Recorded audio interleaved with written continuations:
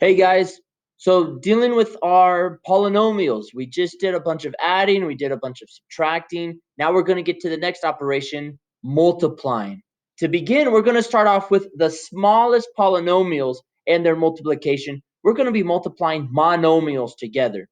To illustrate that, I want to work through a couple of delta math problems, and then we'll wrap this video up.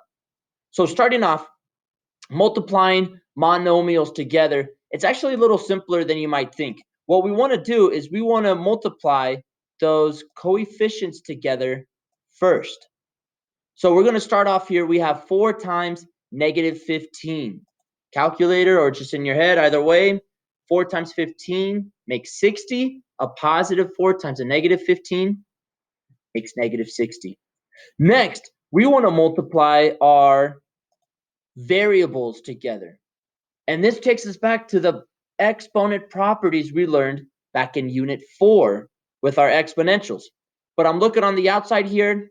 I have y to the third power, y to the fifth power. That's the same base, same variable. So I can combine those together. And then if I'm looking, I also have x to the third power. And that's the only one. So in my answer here, I'm going to put that x to the third power down first. Why? Alphabetically.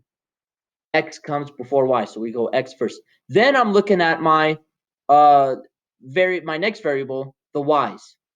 When dealing with multiplication, you add those exponents together. So y to the third times y to the fifth becomes y to the eighth.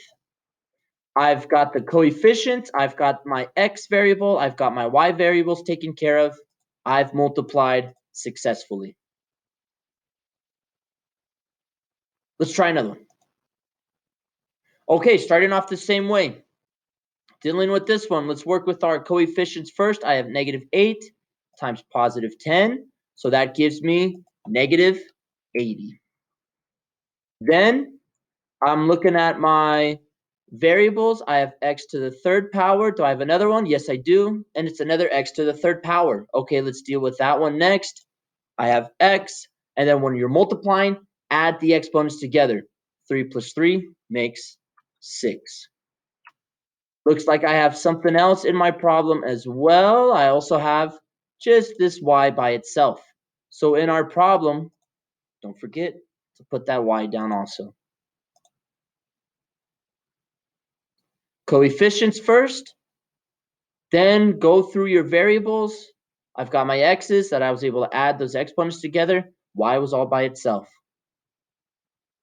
Let's take a look at another one. I want you to try this one. So we're going to go about 1 minute. You try this one out.